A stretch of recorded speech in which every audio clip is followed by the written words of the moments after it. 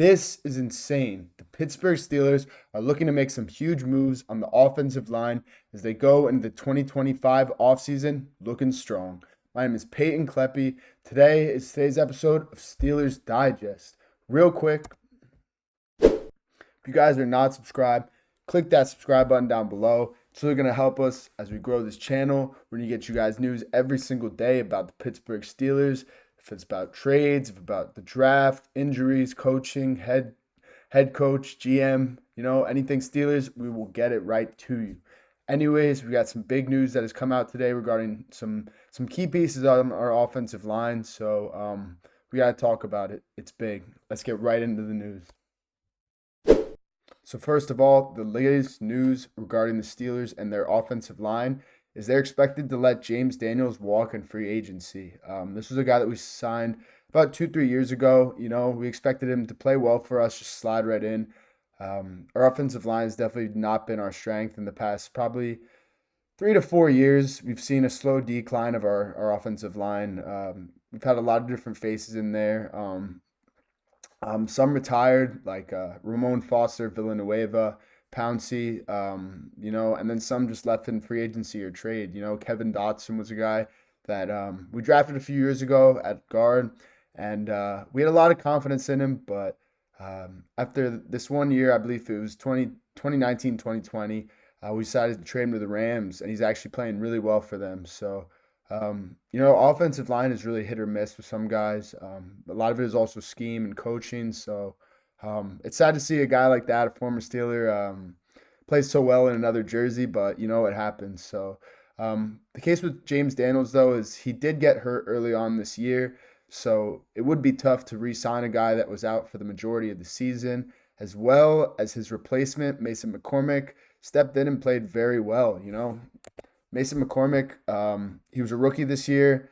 And he played really well in relief of James Daniels, whether it was James Daniels or our other offensive guard, Isaac Siamalu, who shout out got a Pro Bowl this year. He was Pro Bowl reserve, so he got the Pro Bowl nod alongside Russell Wilson. So, anyways, Mason McCormick played really well this year in relief of those two guys. And, as a rookie playing the way he did, this guy has a high ceiling. So, letting James Daniels walk in free agency really didn't surprise me, and I think it could be a good move for the Steelers. Cap-wise, James Daniels was not cheap. We did sign him from a deal from the Bears a few years ago, and it was not cheap. So getting that cap space to use somewhere else on maybe a younger player, maybe a wide receiver, running back, maybe even a quarterback, it definitely is good to save up some money. So Mason McCormick, really like this guy. This kid is great. He's got a lot of potential, and I think if he can stay healthy and just keep on learning, keep on getting those game reps, he's going to be really just a stud in our offense, rocking that 66 like the Castro and Faneca, legendary numbers. So, he's got to show up in it. James Daniels, some news about him. He may be expected to go back to the Bears. Or he also may be expected to, go to one of our rivals, the Bengals. The Bengals have had similar issues with their offensive line in the past couple years, which actually has definitely hurt their chances in the Super Bowl and the playoffs and the regular season a lot. Joe Burrow's kind of had to run for his life his whole career, and the Bengals could swoop in there and get a guy like James Daniels that could probably play pretty well alongside some of the rest of the free agents they signed in there. They got who else they got? They got Orlando Brown, I believe, Lyle Collins at tackles. So they have decided to sign some guys in free agency the past couple years. I could see James Daniels going to the Bengals, but if he does, farewell. He's an older guy in the offensive line. These guys tend to really be boom or bust wherever they go. I mean, there are some legends that can play well into their 30s, but I don't know if James Daniels really is one of them. So I'm excited to see us finally have a turn of the guard, or change of the guard on our offensive line, get some young guys in there. Some other names that are going to be big next year are going to be Broderick Jones as well as Troy Fontanu because, Dan Moore is probably going to also be leaving in free agency. This is a guy that is also a free agent this year, and the Steelers have been rumored to just really, they've not been super strongly interested in him. Excuse my language.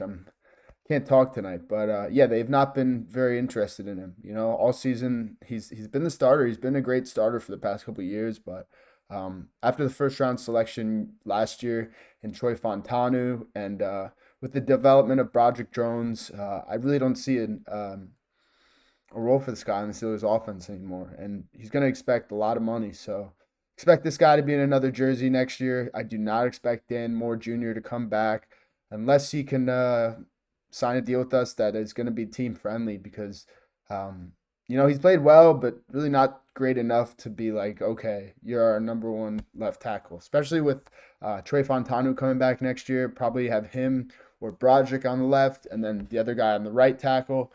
Two young guys, two big guys that could really, really just grow in this offense and help each other out. Two young guys on the offensive line that are really going to be going through the same kind of stuff or already have been through that same kind of stuff. Broderick Jones has definitely had his fair share of struggles. His first 2 years in the NFL, he's dealt with a lot of penalties. He's dealt with a lot of just crazy calls and just dumb plays. So if he can teach Troy Fontanu anything from his playbook, definitely to save him from that kind of stuff. But going into this next year, our offensive line is going to be very different. We got our starters, though. We got Mason McCormick at right guard. We got, like I said, Troy Fontanu and Broderick Jones on the right and left tackle. And then we also have, we just have a lot of, we got Frazier at center. Sorry, excuse me. I should know that. He played lights out this year. He played great. So Mason Frazier or James Frazier, one or the other, at center, he's playing lights out. So our offensive line is going to look very different. Regarding quarterback, there's really not been any updates ever since our last video regarding the quarterback situation. Justin Fields is still definitely a name to keep our eyes on, keep our ears open. But there's really been nothing concrete or set in stone about the quarterback situation. But regarding the offensive line, definitely expect some changes. Dan Moore Jr., he's gone. James Daniels, he's gone as well. So the only guy that will really be on our offensive line, the older side, will probably be Isaac Sayamalu, the other guard on our offense, because James Daniels is probably 28, 29. He's going to be leaving, and now Sayamalu is really going to be the only guy over 30 on our whole offense. Our quarterback's probably going to be a younger guy. Our running backs are 26, 27. Our receivers are all young guys, whether or not we got Mike Williams back or if we sign a veteran or not. But our offense will definitely be a lot younger next year. That is all I have for you guys tonight. Thank you so much. If you guys have not subscribed already, click that subscribe button. Here we go, Steelers. Peace out.